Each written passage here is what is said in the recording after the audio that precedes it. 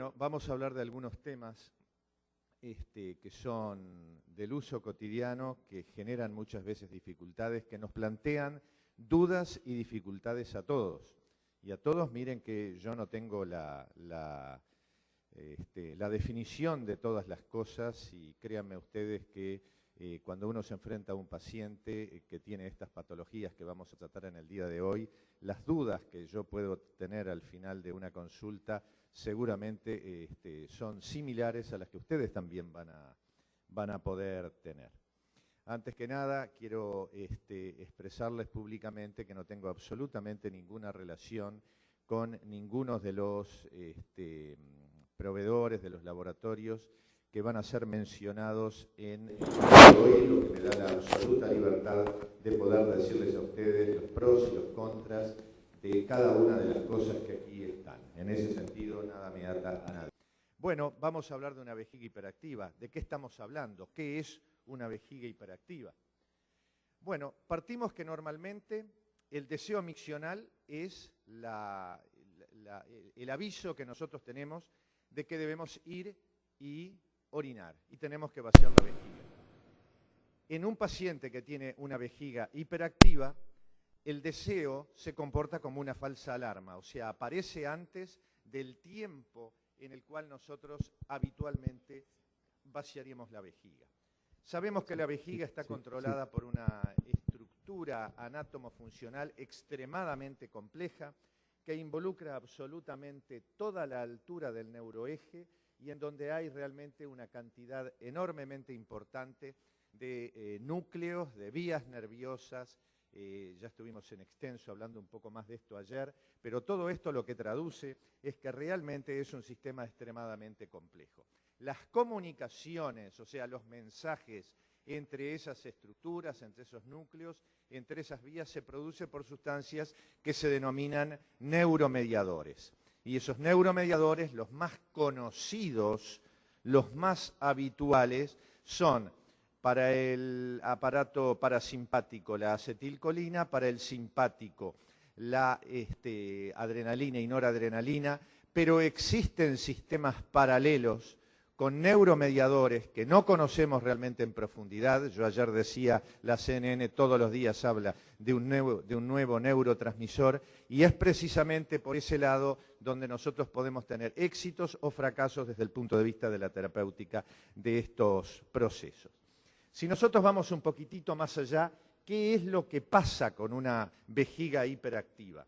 Y bueno, lo que puede pasar es que haya un incremento de los estímulos desde la vejiga hacia el cerebro y por lo tanto a nivel del telencéfalo, digamos, tenemos más ganas de orinar. Puede haber una incapacidad a nivel del telencéfalo de interpretar todas esas señales que se reciben.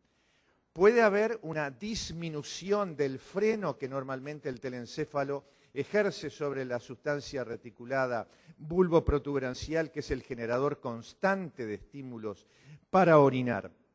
O incluso puede haber de vuelta sobre la vejiga una hipersensibilidad a los neurotransmisores y eso desencadenar antes de tiempo actividad contráctil de la vejiga.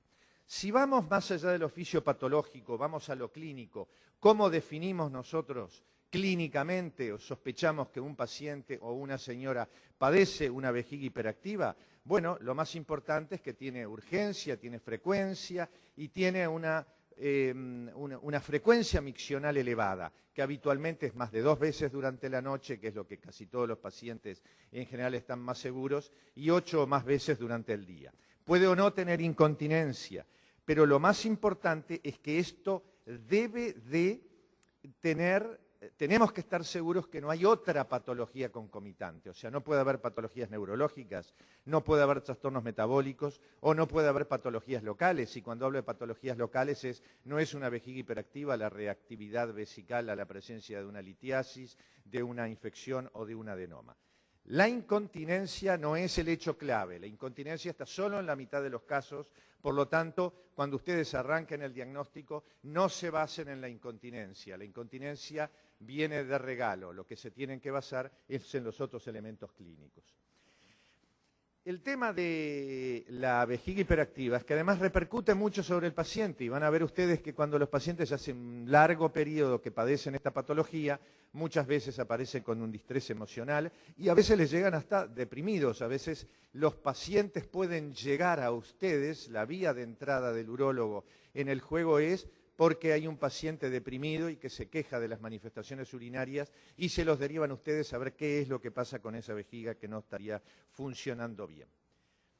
Cuando nosotros estudiamos estos cuadros, nosotros tenemos que diferenciar algunas cosas desde el punto de vista urodinámico. La vieja denominación de la vejiga inestable, ¿verdad?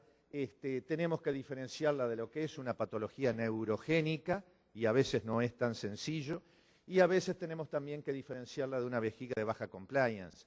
Esto es uno de los primeros aportes fundamentales que da la urodinamia para el diagnóstico y con proyección terapéutica en estos casos. Acá tenemos un ejemplo muy claro en el cual en la línea azul, que es la presión del detrusor, ven ustedes que hay un aumento claro de la presión, pero este aumento de la presión acontece involuntariamente. El paciente dice, o la paciente dice, tengo urgencia, tengo molestias, tengo dolor, y quien está mirando el trazado, Ulises está haciendo la urodinamia y lo que va a ver es precisamente, y el señor presidente también, lo que van a ver es la presencia de una hiperactividad de la vejiga. Esto define el cuadro manométrico de lo que estamos hablando.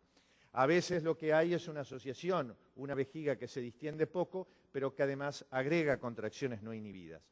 Otras veces es solamente el problema de la compliance. ¿Qué les quiero transmitir con estos breves ejemplos? De que el cuadro, desde el punto de vista urodinámico, en una vejiga hiperactiva como la que estamos tratando de explicarles, puede ser realmente bastante proteiforme, bastante complejo. El tema es que muchas veces puede haber condiciones asociadas que confunden el diagnóstico, ¿verdad? Y más allá de lo que es la hiperactividad primaria, puede haber patologías no neurogénicas, puede haber patologías neurogénicas asociadas, ¿verdad? Puede haber malformaciones, por ejemplo, es muy común la presencia de este tipo de patologías, es casi constante la presencia de este tipo de patologías en los pacientes, en los chiquitos con una mielodisplasia, en algunos pacientes con algunas patologías especiales derivadas de la enfermedad del Parkinson, como es el Scheidegger, etc. O sea, muchas cosas pueden acontecer asociadas a un paciente o a una señora que padezca una vejiga hiperactiva. Ahora, un hecho epidemiológico, ¿es frecuente o no es frecuente lo que estamos hablando? ¿Estamos hablando de una rareza? En lo absoluto. En el día de hoy hay más de 17 millones de pacientes en los Estados Unidos que tienen esto. En Europa, si son menos de 1 de cada 5 menores a los 50 años la tienen, y casi 1 de cada 2 de más de 75 años la padecen. Por lo tanto, este es un problema epidemiológico a nivel mundial. Y vamos a ser muy claros, es un gran negocio desde el punto de vista terapéutico a nivel mundial. Y si hablamos de terapéutica, ¿qué hacemos? ¿Qué podemos hacer cuando nosotros tenemos un paciente con una vejiga hiperactiva? Y bueno, tenemos que tratar de lograr, nuestro target es disminuir la presencia de las contracciones involuntarias que hemos visto en los ejemplos urodinámicos, tratar de que si van a aparecer, en vez de aparecer a los 100 centímetros, ocurran a los 250, tratar de prolongar esos intervalos y lograr que el paciente tenga un mayor confort.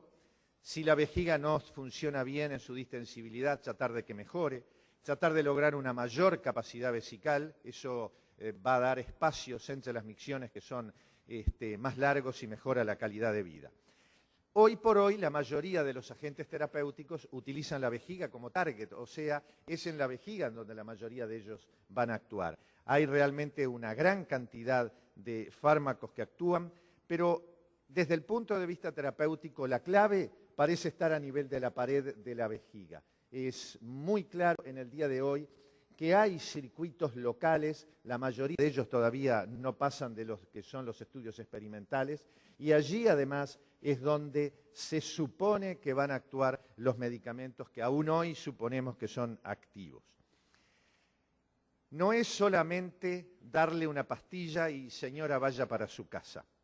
en general hay que tratar de ir un poco más allá. Yo les dije hoy que los pacientes podían tener un distrés emocional, podían tener angustias. Todo eso debe de ser absolutamente tratado y considerado por ustedes cuando van a plantearse qué es lo que hacer con estas pacientes. Cuando hablamos de una terapia del comportamiento, lo que tenemos que, después de una prolija semiología, saber qué cosas irritan a la vejiga. Normalmente hay ingestas habituales, como es el café, como es el té, las bebidas cólicas, el alcohol, etcétera, que son irritantes vesicales. Ahí ya tenemos un punto para actuar. Tenemos que tratar de que los pacientes evitar que pasen horas sin orinar. Una vejiga que pasa horas sin vaciarse es una vejiga que puede en cualquier momento desencadenar estímulos. Junto con ello, por lo tanto, hay que tratar de reeducar los periodos miccionales. O sea, si el paciente tiene síntomas, que vaya al baño, que se relaje, que vuelva a tener el placer de orinar. Hay que evitar las situaciones de estrés. El estrés sigue siendo uno de los factores que más influyen sobre la necesidad de orinar, y si no, recordemos todos cuando éramos estudiantes y teníamos un examen relativamente difícil o algo que nos angustiaba, a ver si no íbamos a orinar cada 10 minutos, o cuando nos llamaban decía, pase por favor alumno, espere un segundito que voy al baño y vengo. Y quien no lo hizo realmente es un dios. Hay que hacer ejercicios del piso pélvico, hay que tratar de favorecer la función de los mecanismos de continencia, ya a través de fisioterapia o ya a través de, en forma pasiva, la estimulación eléctrica fisiológica del periné, con electrodos que se colocan a nivel de la vagina, a nivel del ano, y se producen pequeñas descargas eléctricas en miliamperios. Ustedes tienen que ir regulando la intensidad, el tiempo de duración de las mismas, la frecuencia con la que se hacen, y de esa forma se va tonificando el músculo o la musculatura que sostiene la vejiga y que da soporte al mecanismo esfinteriano, y de esa manera pueden ustedes también ayudar mucho en la mejoría. Y después tenemos las drogas. El problema de las drogas, que son muchas, que actúan en pocos lugares, pero que además tienen una uroselectividad, o sea, una acción sobre el aparato urinario, que es realmente variable. Las más usadas son las drogas anticolinérgicas. El problema es que los terminales colinérgicos están dispersos en todo el organismo, en todo el organismo. Eso desde ya les está hablando de que mientras no tengamos drogas súper selectivas, siempre vamos a tener efectos colaterales que nos van a condicionar desde el punto de vista terapéutico. Los receptores de la acetilcolina, los denominados receptores muscarínicos, hay distintos subtipos, como les digo, y básicamente en el aparato urinario hay dos grupos que predominan, los M2 y M3. Los M2 están en una relación de 3:1 y los M3 en relación de 5:1, o sea, hay más M2 que M3. Ambos actuarían sinérgicamente en primera instancia. El tema es que después esa sinergia se pierde, no sabemos por qué, pero conlleva una pérdida de la eficacia que repercute en una falla desde el punto de vista clínico. El tema es que las drogas de tipo M3 tienen más efectos vesicales in vitro, pero sin embargo, in vivo, eso no es así.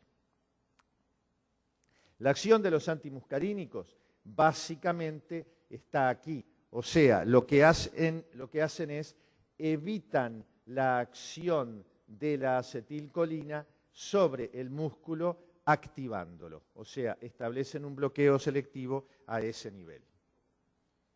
Como les dije, las drogas antimuscarínicas no son gratis. Actúan sobre todos los receptores muscarínicos que hay en el cuerpo. Eso genera muchas veces efectos colaterales que son tan insoportables para el paciente que obligan a dejar el tratamiento. Ustedes tratan la patología correcta, con la medicación correcta, pero los efectos colaterales les hunden el plan terapéutico. Lo más habitual, la boca seca, la presencia de trastornos oculares. Nunca empiecen un tratamiento anticolinérgico, yo lo tengo en otros diapositivos también resaltado, sin que el paciente vea primero al oftalmólogo. No desencadenen una crisis de un glaucoma agudo por el uso de anticolinérgicos. Ese es un pecado que ustedes no deben cometer. Los pacientes se estreñen. Las damas, al menos en mi país, la gran mayoría son estreñidas. Y si yo le agrego un anticolinérgico, imagínense el problema. Las acciones a nivel del sistema nervioso central de los anticolinérgicos.